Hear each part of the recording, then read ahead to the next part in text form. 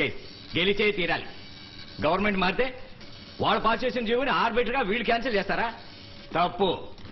ఏ కోర్టులోనూ చెల్లదు. రేపు పొద్దున కోర్టుకు పోయి ఓ రిట్టి పడేసి ఆ స్టే ఆర్డర్ని వికెట్ చేయిస్తా, లేదా స్టే ఆర్డర్ తీసుకుందాం. ఇది నా 25 ఏళ్ల ఆశయం, 20 ఏళ్ల శ్రమ. నేను సంపాదించిందంతా ఇందులో పెట్టాను. ఉన్న ఇల్లు ఉన్న ఆస్తి అంతా తాకట్టు పెట్టాను. దీన్ని ఎలాగైనా మీరే కాపాడాలి. దిగులు పడకండి. అన్ని ఫైల్స్ మీద సంతకాలు పెట్టి అప్రూవ్ అయిన తర్వాతే కదా స్టార్ట్ చేశారు. నేను చూసుకుంటాను.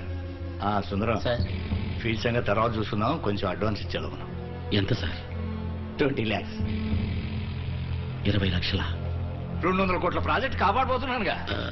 బ్యాంకులోనూ డబ్బు లేదు. ఓవర్ డ్రాఫ్ట్ లిమిట్ కూడా దాటేశాను.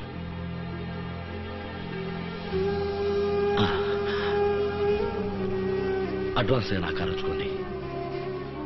ఏంటండి ఇది ఇరకాటంలో పెట్టారే? అయ్యయ్యో, మీరేం ఫీల్ అవ్వకండి. నేనేమైనా పుట్టేటప్పుడు కారులో పుట్టానా?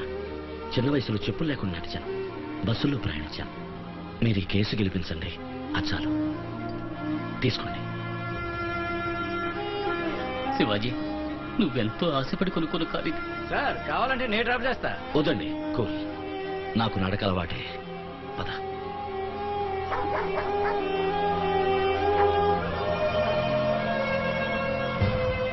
మీరు శివాజీ ఫౌండేషన్ స్టార్ట్ చేసే ముందు అన్ని ప్రభుత్వ శాఖలు అనుమతి నిరాకరించింది నిజమేనా?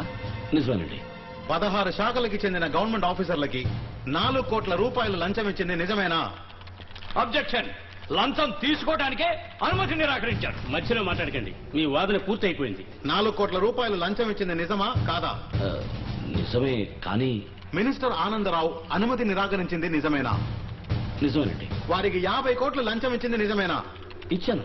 దేశానికి మంచి జరుగుతుందన్న ఉద్దేశంతో. I was cornered, I was helpless.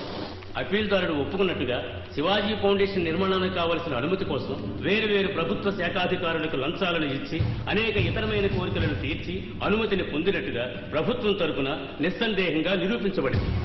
కనుక శివాజీ గారి యూనివర్సిటీ కట్టడాన్ని రద్దు చేయడం చట్ట ప్రకారం న్యాయమే.